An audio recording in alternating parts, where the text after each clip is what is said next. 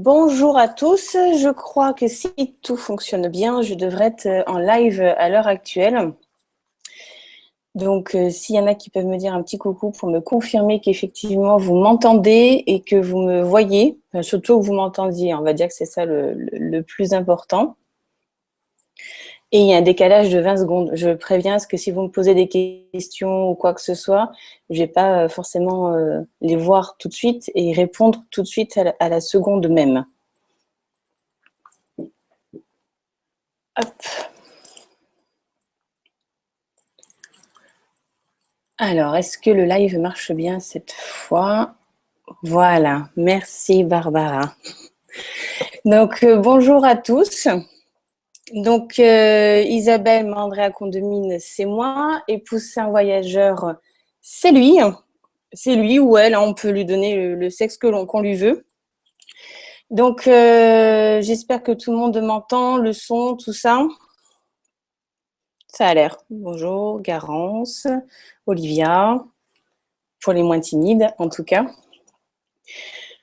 Donc, on va parler des vacances en famille. Je ne vais pas faire quelque chose le plus exhaustif possible puisque ça prendrait à peu près une semaine au minimum.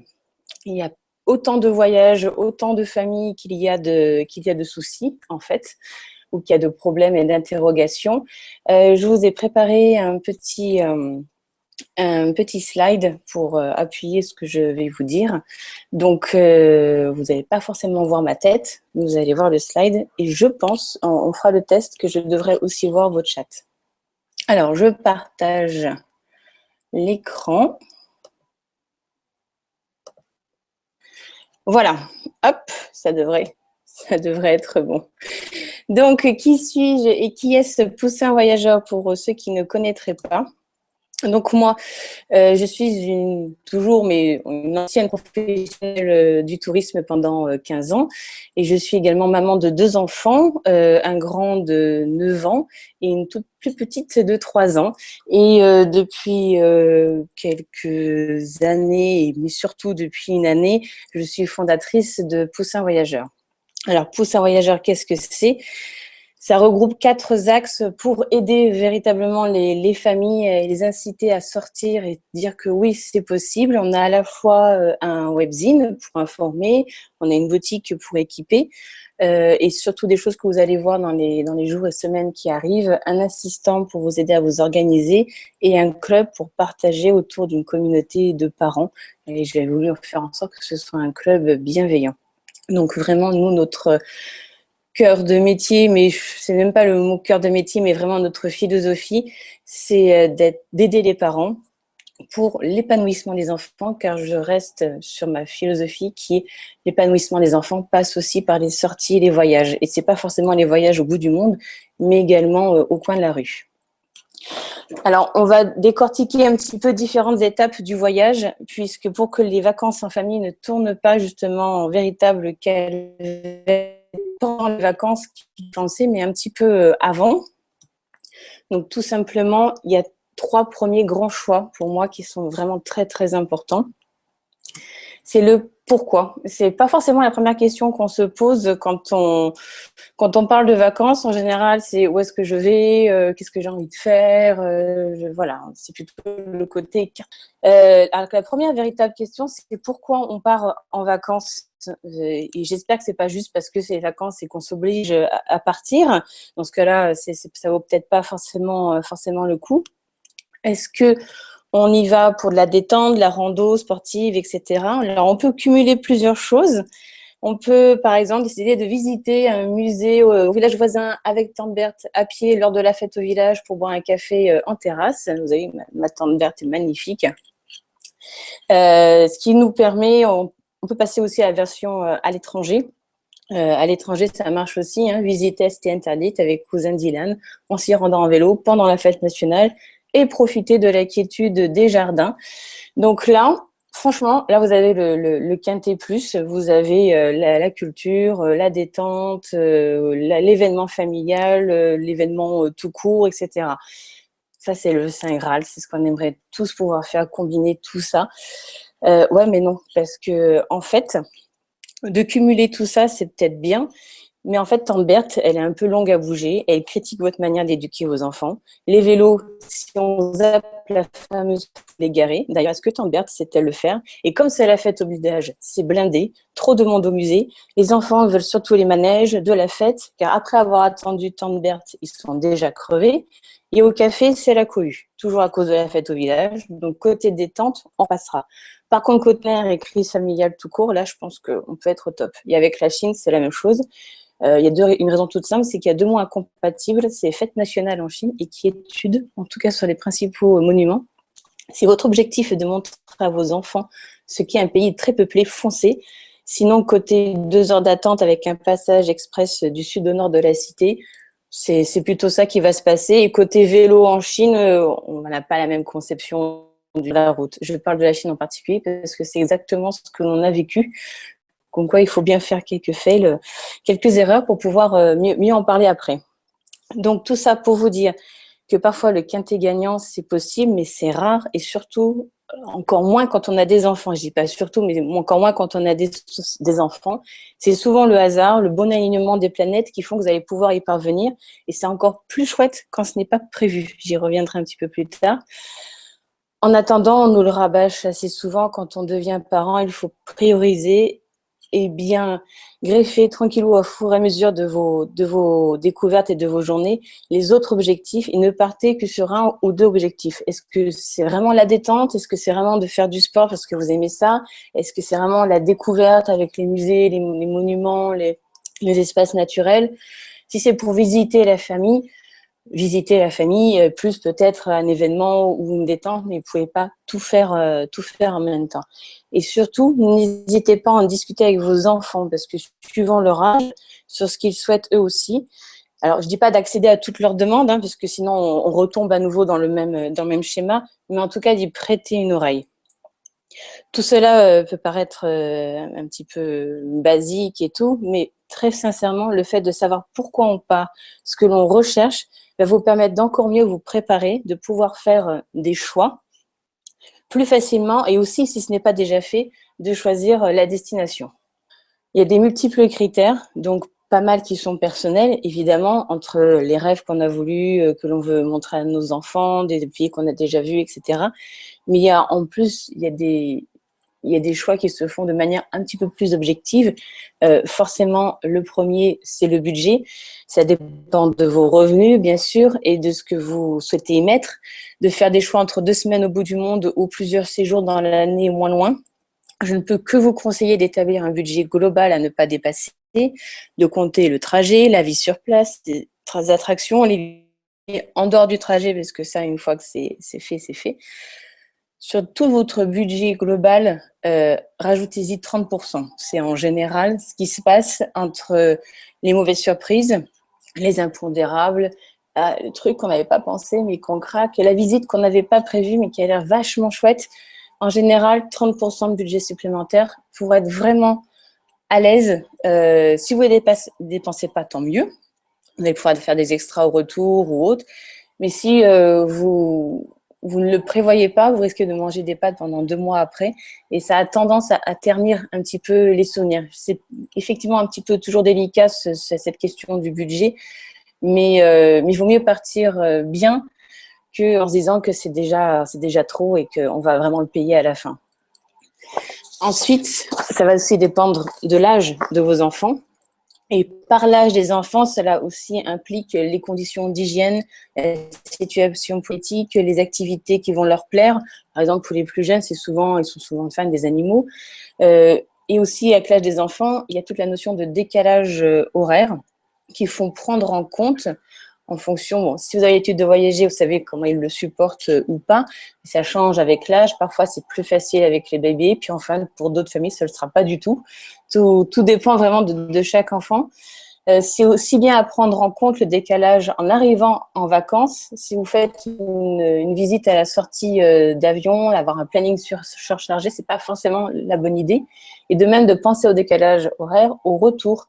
Ne pas revenir la veille d'un jour d'école avec 12 heures de décalage dans les pattes, même si nous, adultes, déjà, on n'est pas super vaillant avec ça, mais un enfant le sera d'autant moins, même s'il a l'apparence que ça va parce qu'il s'excite vite, etc.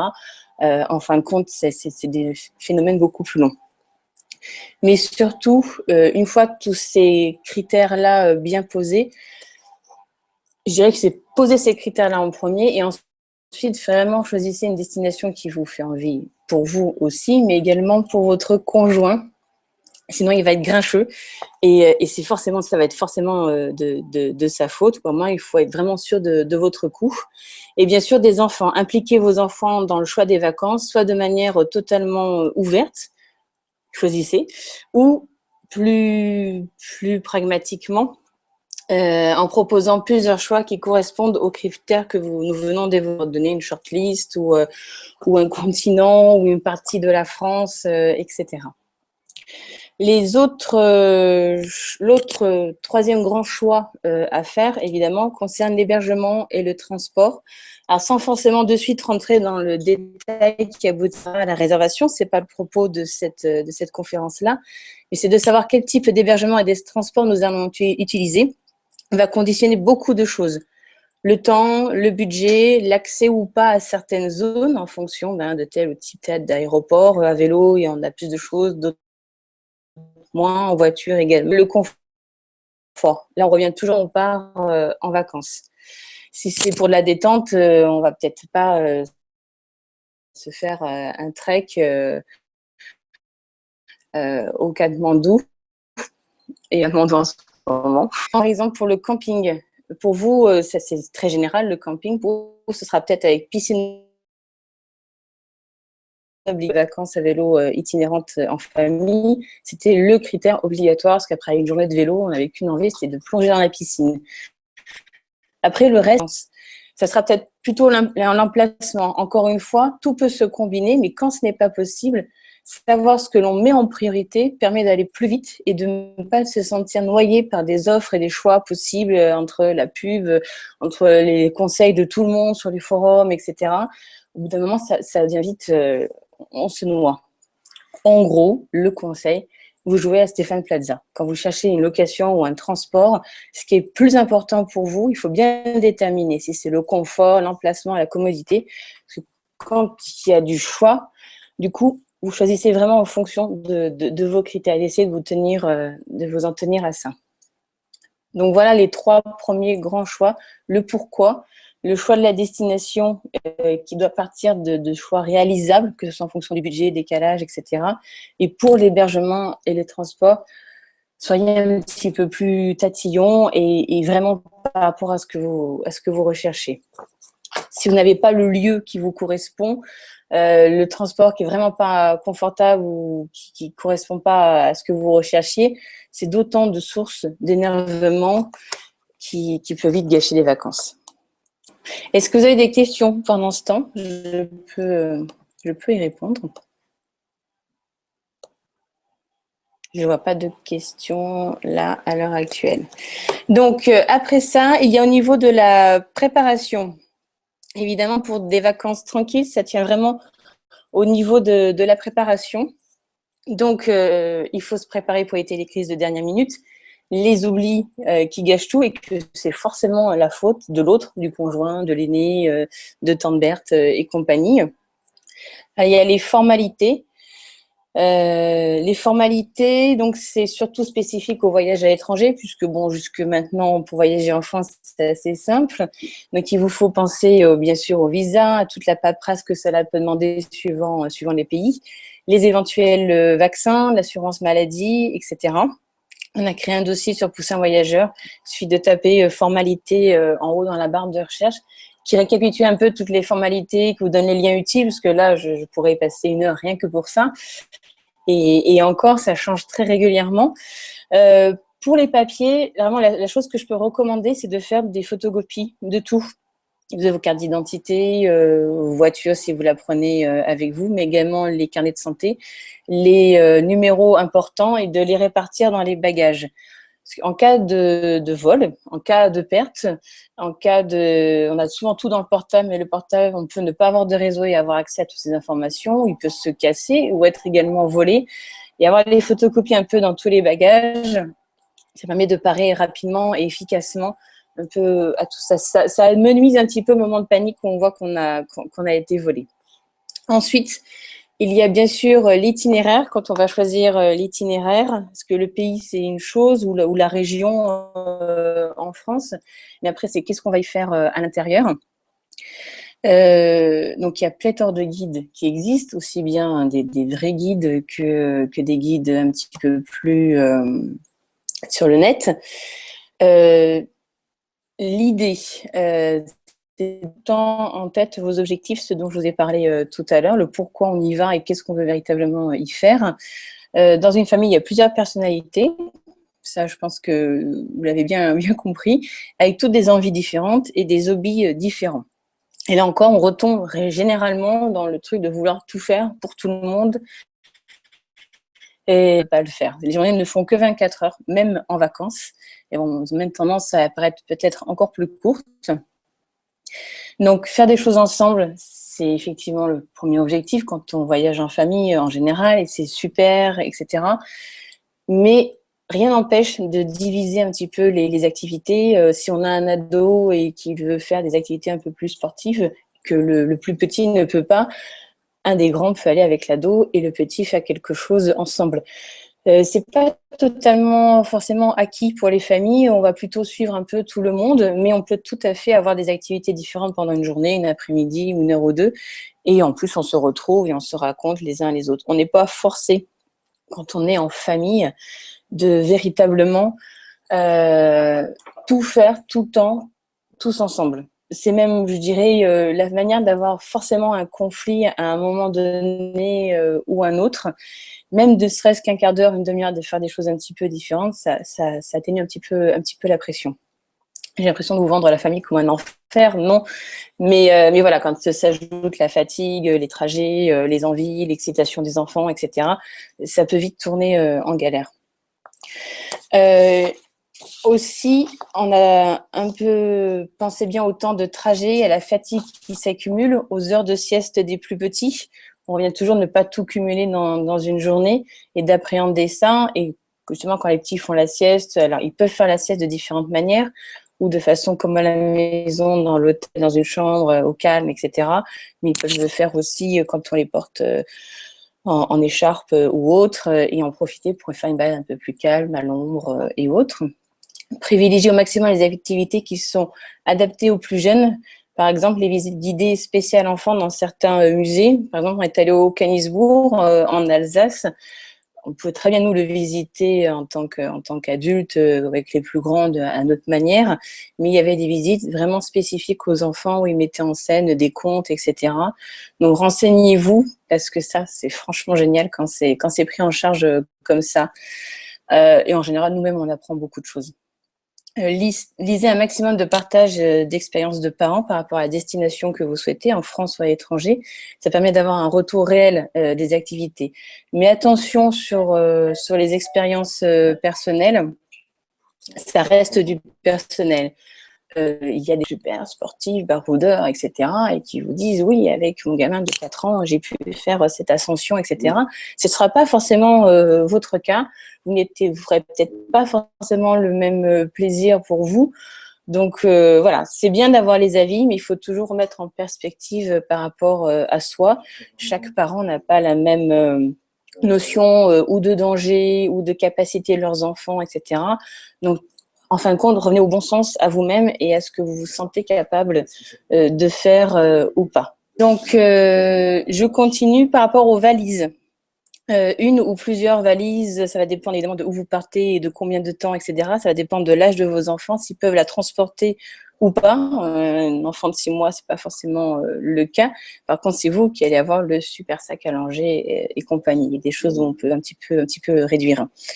Il y a des valises, dès qu'ils ont 3 ans, c'est bien qu'ils aient leur propre valise ou leur sac à dos en fonction, qu'ils peuvent transporter partout, et surtout ça vous permet de déléguer un petit peu, de pas être vous le bureau des plaintes et la réception quasiment d'hôtel, je veux ci, je veux ça, etc. Donc ils aient chacun leur petit sac à dos ou leur petite valise. Il y a des sacs à dos un petit peu comme de ce style-là, hein, pas forcément plus gros, ou les petites valises comme celle-ci. Bon, j'ai craqué sur celle-ci pour ma fille et pour beaucoup d'enfants parce qu'elles sont à roulettes et ça permet à l'enfant de pouvoir s'asseoir dessus, il peut la tracter, etc. Et dans les grands halls d'aéroport, ça c'est vraiment génial. Ils ont leurs jouets, leurs doudous, leurs magazines, les mouchoirs, la petite bouteille d'eau, lunettes de soleil, casquette. Donc, c'est à la fois un apprentissage pour eux des responsabilités, de l'autonomie, et ça vous permet de déléguer un petit peu. Pour les préparer, ces valises, je vous conseille vivement la checklist. Alors, je sais, en couple, on peut partir rapidement. Avec un enfant, ça reste encore un petit peu jouable. Mais par contre, dès qu'on arrive à 2, 3 ou 4 enfants, franchement, la checklist, c'est top pour préparer les valises. Dépendre de où on va, etc. Elle vous permet de savoir si vous avez tout ce qu'il faut, s'il faut en chercher ou s'il faut l'acheter. C'est bien de le savoir avant, de ne rien oublier et aussi de savoir dans quelle valise se trouve ce pétard de chargeur d'iPhone que l'on cherche toujours en dernière minute et pour pas l'oublier, encore pire. D'ici la fin de la semaine, sur Poussin Voyageur, il va y avoir justement un service de mise en place de checklist personnalisée. Vous pourrez mettre votre projet de voyage et en fonction de l'âge, la destination et plein d'autres choses, vous aurez des checklists personnalisées que après vous pourrez agrémenter comme vous voulez puisque autre conseil que j'applique personnellement, une semaine avant, je lave les vêtements de mes enfants et je les mets à part, voire directement dans les valises, juste pour que je sois sûre qu'ils aient tout ce qu'il faut au moment présent. Et surtout quand on a un pré-ado, ils ont des vêtements préférés et autres, et ça évite de les retrouver sales en dernière minute, voire de ne pas savoir où c'est, dans le cafardin de la chambre ou autre. Donc je mets une semaine avant à part tous les vêtements, en tout cas des enfants que je veux prévoir. Et de manière générale, dans la préparation des vacances, il faut impliquer les enfants au maximum. C'est ce qui vous permettra d'être un peu plus zen pendant les vacances, puisqu'ils vont savoir où ils vont et de participer sur le choix justement des lieux, des activités, etc. Regarder des films, des émissions, cuisiner un plat de là-bas, en faire partie, faire un rétro-planning avec eux, trouver un correspondant. Il y a mille et une manières de préparer avec eux un voyage, de les y intéresser. Parce que suivant les âges, ils sont un petit peu ingrats et voilà, ils y vont des fois à reculons ou se font de fausses images. On a un article sur Poussin là-dessus pour gérer l'impatience des enfants avant le départ. Au plus vous serez à la destination, au plus il va s'intéresser à ce qui va être trouvé, il va se languer, il va mieux comprendre ce qui va se passer dans certaines visites, parce que voilà, il aura déjà un petit bagage avec lui. Il va pouvoir comparer avec ce qu'il a vu et ce qu'il y a sur place, ce qui est aussi une bonne apprentissage de la critique. Ça n'empêche pas de lui réserver quelques surprises, bien sûr. Et ensuite, dans la préparation du voyage, il faut prévoir le retour dès la préparation. La fatigue, déjà, c'est la première chose à essayer d'envisager. Prévoyez dans vos réservations 1 ou 2 jours de battement entre la reprise du boulot, de l'école ou autre. Des fois, c'est pas toujours possible, mais vraiment au maximum prévoyez ça. Juste de se poser parce que les vacances, c'est pas forcément de tout repos avec les enfants et les enfants eux-mêmes sont bien fatigués. Également, si vous voulez faire des albums photos, si c'est votre trip en général, vous savez comment faire. Essayez de l'envisager, de comment vous voulez le faire et de vous répartir les tâches, parce qu'on a les vidéos et on a les photographies. On est souvent que 2 adultes et avec 1, 2, 3, 4 enfants. Déjà, rien que de gérer le quotidien, on ne pense pas toujours à faire les photos comme on voudrait, photos idéales. Et ça, c'est quelque chose qui se décide avant. N'hésitez pas, vos enfants peuvent aussi prendre des photos dès qu'ils sont en âge. Ils seront tout fiers de mettre des photos d'eux-mêmes, même si c'est pas forcément les mieux du monde, dans leur album photo. Et de vous répartir, nous c'est ce qu'on fait, on répartit le rôle entre moi et mon mari.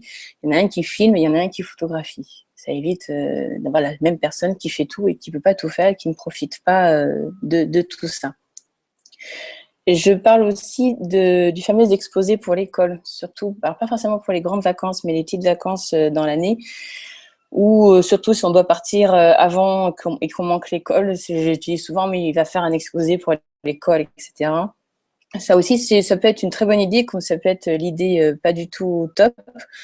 Ça peut être très piégeux, donc il faut mieux voir avec l'enfant le plan de son futur exposé, ce qu'il va faire, etc. Et le sonder régulièrement durant le voyage pour qu'il prenne les photos et les infos, etc. Sinon, on se retrouve à faire nous-mêmes l'exposé à la fin. Et dernière chose dans la préparation, de partir à l'esprit libre, donc si possible, régler les factures urgentes, de boucler les dossiers pro. La maison à peu près rangée et propre. J'ai bien à peu près parce qu'on n'est pas non plus, on peut pas tout faire. Préparer les vacances et faire que ce soit méga nickel. La garde du poisson rouge, la survie de vos plantes assurée par un voisin ou un ami. Pour éviter véritablement que les vacances familiales ne se terminent en pugilat, ça va dépendre aussi de votre état d'esprit, de votre humeur. Et je pense pas que vous pouvez être de bonne humeur si vous pensez à tous les problèmes que vous avez laissés derrière et si vraiment aucun n'est réglé, si voilà, et si vous n'arrivez pas à couper, tout simplement. Occupez-vous de vous pour pouvoir mieux vous occuper des enfants et les gérer. Si vous avez des questions autres, alors, quelles sont les choses que tu déconseilles vivement pour les vacances avec bébé? En termes de destination ou autre, de trajet peut-être?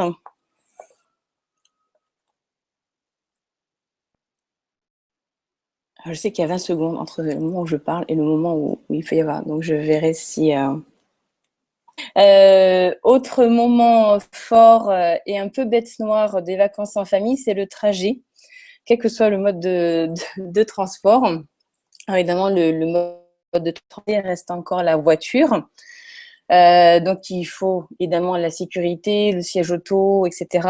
Le confort, au plus il sera confortable, au moins ils seront pénibles. Un coussin pour la nuque, un protège-ceinture, un pare-soleil, en hiver une petite couverture. Toujours, comme je disais tout à l'heure, avoir un sac à eux ou une caisse quand il n'y a pas 4 enfants, une caisse entre chaque siège auto avec les jouets, les doudous, les bouteilles d'eau, les biberons d'eau, les choses comme ça. Autre astuce, de ne pas tout donner. J'ai vu ta réponse, Garance, je te réponds après. De ne pas tout donner tout de suite, tous les jouets, tous les doudous, puisqu'ils arrivent vite, je m'ennuie, j'ai déjà tout testé, j'ai déjà tout vu, etc. Donc, d'en garder avec vous dans votre sac ou dans le coffre, accessible, évidemment, pas tout au fond, des jouets, des doudous et autres, des petites collations qu'on va répartir tout au long du trajet. Évidemment, les pauses. Alors, je sais que pour beaucoup, c'est mais les pauses, ça ralentit, à beaucoup faire. Le but, c'est d'arriver le plus. Une pause, c'est un quart d'heure, à part si vraiment on mange et tout, ça peut être un peu plus long, plus tard et à peu près zen que absolument et dire tant pis, et ils vont prendre pied. Généralement, c'est pas celui qui conduit, mais l'autre qui ça t'habite sur les nerfs. Donc, franchement, les pauses, vous pouvez en abuser, vous pouvez même faire un trajet de train, de couper en deux sur 2 jours, si c'est dans vos moyens et possible. Et également, de prendre peut-être la journée entière, des heures de départ un peu plus tôt, mais de faire des pauses régulières. Le trajet est déjà des vacances en soi. Par rapport aux tablettes, on me pose souvent la question par rapport aux tablettes et autres écrans. Je ne suis pas la plus super quand il y a des longs trajets, quand ils sont pénibles, mais je suis en dessin animé et puis basta. Ça peut être bien, mais c'est pas forcément quelque chose à donner tout dès le départ, parce que déjà ils s'enferment dans leur bulle. L'éducation dans un enfant, c'est aussi les apprendre à s'ennuyer pour qu'ils fassent d'imagination. Il y a des petits jeux que l'on peut faire ensemble. Alors des fois, on n'est pas toujours fan de ce genre de petits jeux, etc. Le département, ça devient compliqué parce que maintenant, c'est en tout petit plaque. On a donné quelques conseils sur le site de Poussin pour également durant les trajets pour des idées d'activités. La meilleure reste encore de les faire courir pour qu'ils se dépensent simplement, ils pourront chanter, etc. dehors plutôt que forcément à tue-tête dans notre voiture.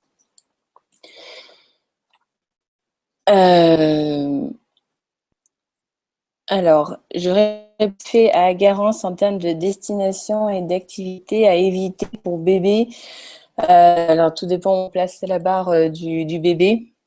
Mais c'est des pays tropicaux, au désert, choses comme ça, pas forcément tout de suite quand ils sont bébés, parce que c'est une gestion un petit peu différente. Donc voilà, pour la voiture, les pauses, le confort, tout ce qu'il faut à proximité de l'enfant, mais sans non plus tout donner tout d'un coup. Et les tablettes avec parcimonie. Franchement, avec parcimonie, puisque ça a tendance quand même à les enfermer et ils deviennent forcément au bout d'un moment un petit peu grincheux, énervés, etc. C'est pas 12 heures d'affilée, ça c'est sûr.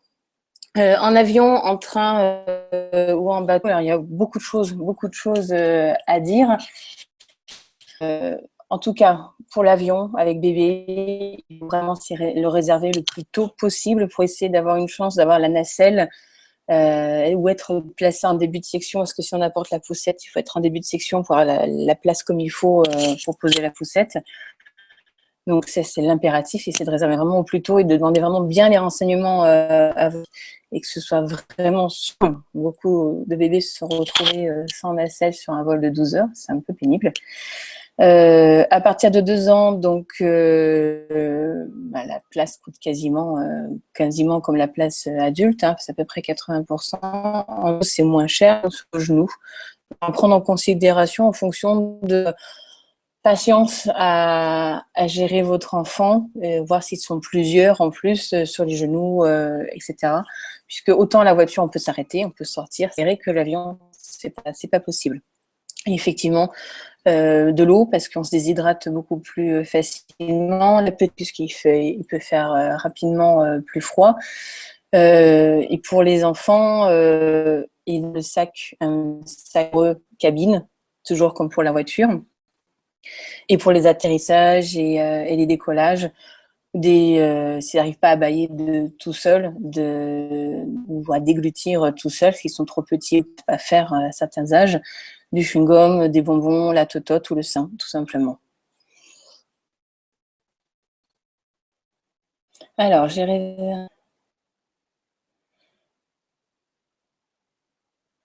lis en même temps qu'ils n'ont pas. Donc oui, c'est pour ça que je dis qu'il faut bien se renseigner au niveau des compagnies, puisque chaque compagnie a quasiment sa propre politique. Aussi en personnes sur qui on tombe, etc. C'est un petit peu, j'avoue, l'avion avec bébé, un petit peu un parcours du combattant, surtout au niveau de la réservation et d'avoir des choses adéquates. Je pense qu'ils ont un gros effort encore à faire là-dessus. Donc voilà, oui, comme Olivier a dit, la tablette, ça dépanne super bien. Ce que je voulais dire, c'est pas forcément dès le départ et pas pendant 12 heures, elle va se retourner contre vous plus qu'autre chose. Pour les plus grands, dans les avions Léon Courrier, il y a les écrans de localisation de l'avion qui sont sympas. Et évidemment, il y a les films. On a un petit peu moins de scrupules que dans la voiture parce qu'ils ne peuvent pas vraiment sortir. Mais pareil, hein, pas 12 heures d'affilée. Prévoyez aussi s'ils sont sujets au mal des transports, forcément, que ce soit l'apatite, des huiles essentielles ou autre. Chacun sa manière de faire. Prévoyez aussi dans les sacs allongés, surtout par rapport aux bébés, etc. Les médicaments sont autorisés au plus de 100 millilitres, mais il faut une note pour du Doliprane tout simple. Et sinon, prévoyez tout en petite dose, hein, vos shampoings, etc.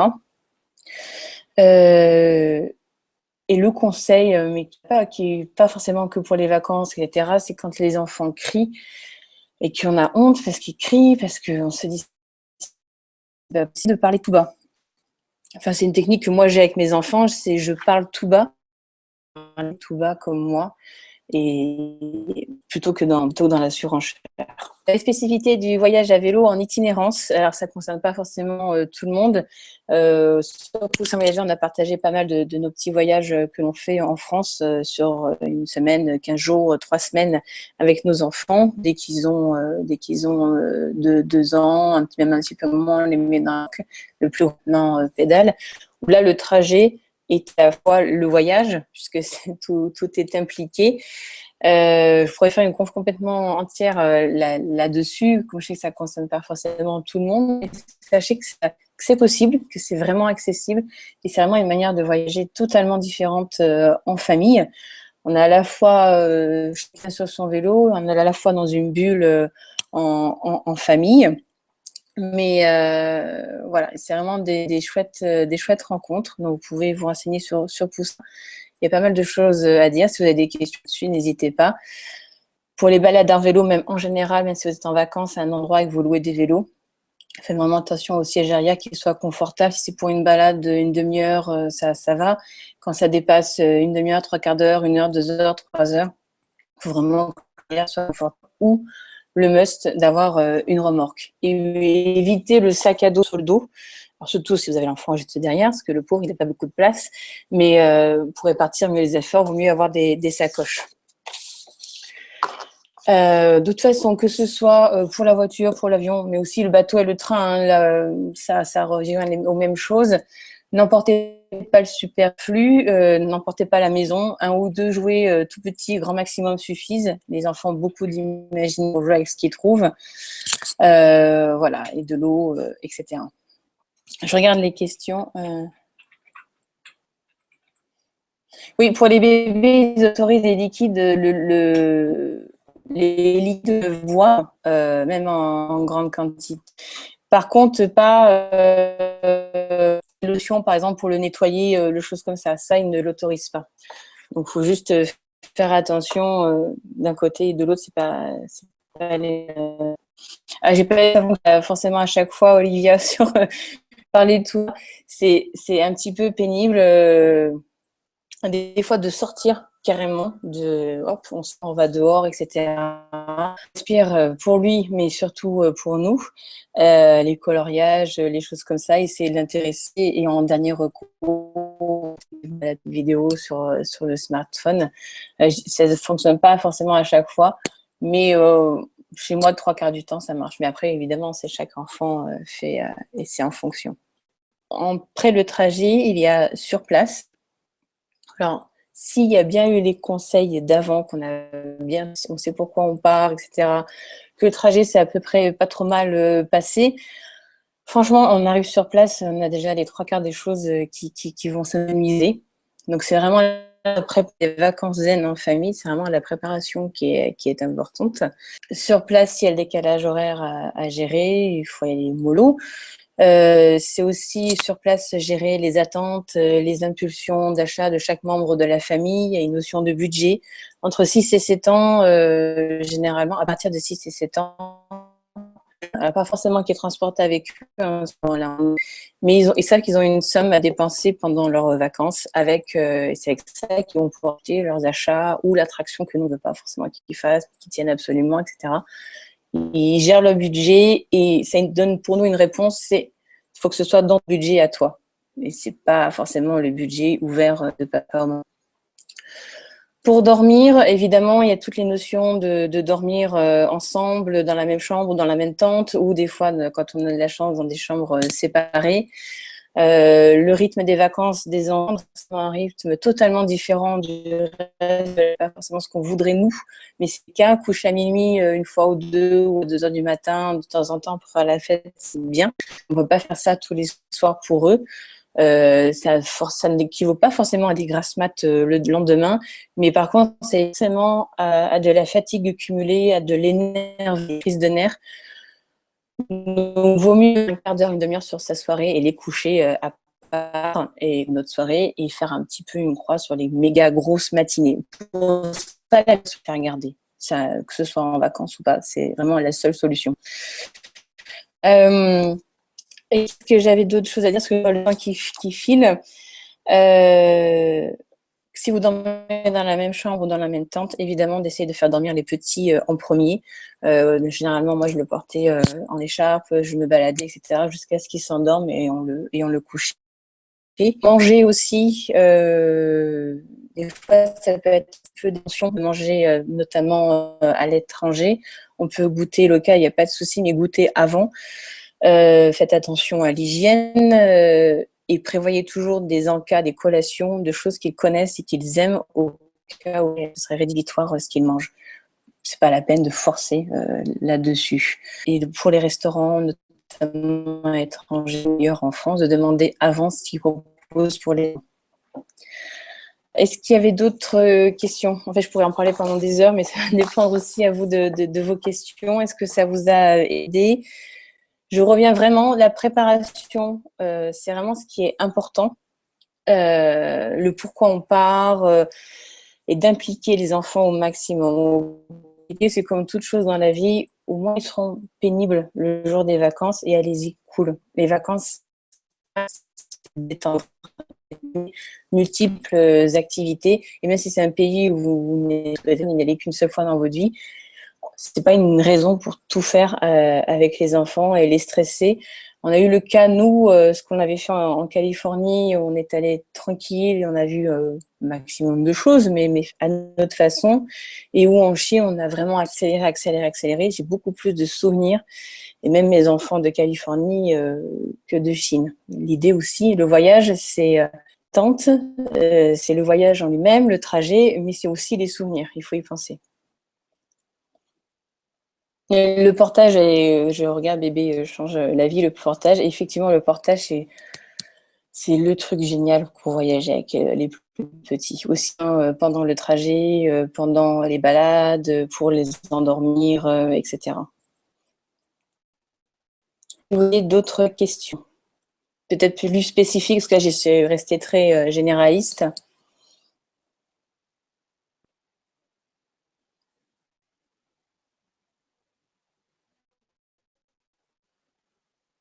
Alors, quel type de portage conseillez-vous? Alors, le meilleur pour moi, ça reste, mais il faut vraiment, si vous allez sur des enceinte ou juste après la naissance, de faire un petit cours. Il y a plein d'associations qui des cours de portage pour vraiment le faire comme il faut et de différentes manières. Le portage que vous, hein, chère maman, c'est aussi le papa. Les ergo baby en général sont mal, peut-être les versions un peu plus légères. Une mauvaise position de nous-mêmes dans notre façon en compte. Pour moi, ça reste l'écharpe. Après, il y a aussi des porte-bébés du top au niveau typiquement, nous, quand on fait nos randos vélo, quand on alterne du train, la voiture, etc., le train et ils peuvent s'asseoir, etc. Et quand il y a des attentes, les petits porte-bébés nomades, pas adaptés à des grosses chaleurs parce que c'est en nylon, etc. On portait facilement de partout pour vraiment les petits trajets à droite, à gauche. Donc, c'est pour en donner 3 heures ou juste pour l'avoir sur soi et faire plus facilement des choses.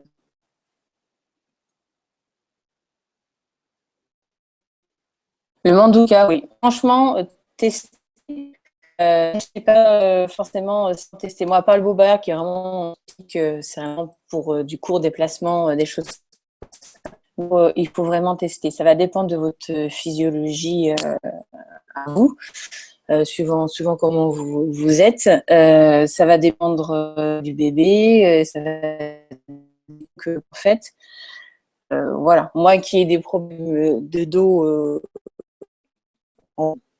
certains porte-bébés, je ne peux absolument pas les mettre puisqu'ils appuient beaucoup trop sur le dos. Moi, il faut qu'on appuie beaucoup plus sur les lombaires.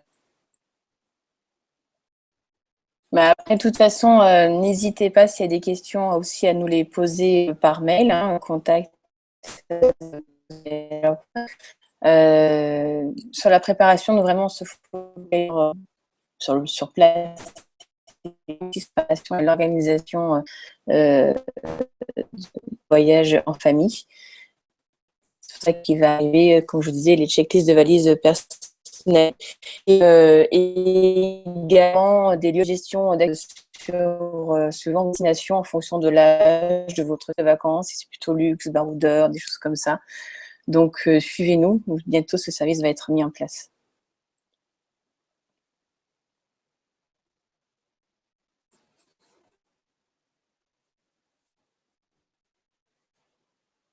Alors,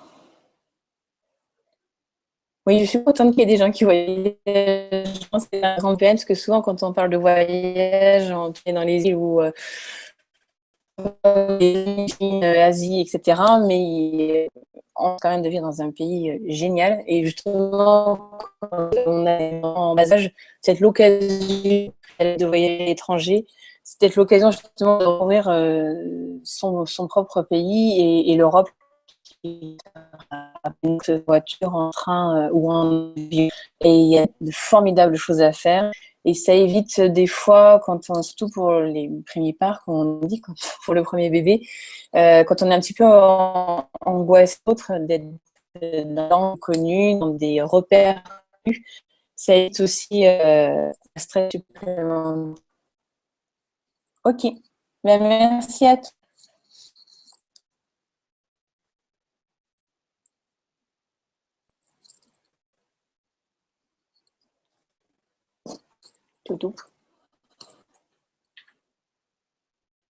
Quand est-ce que ça coupe?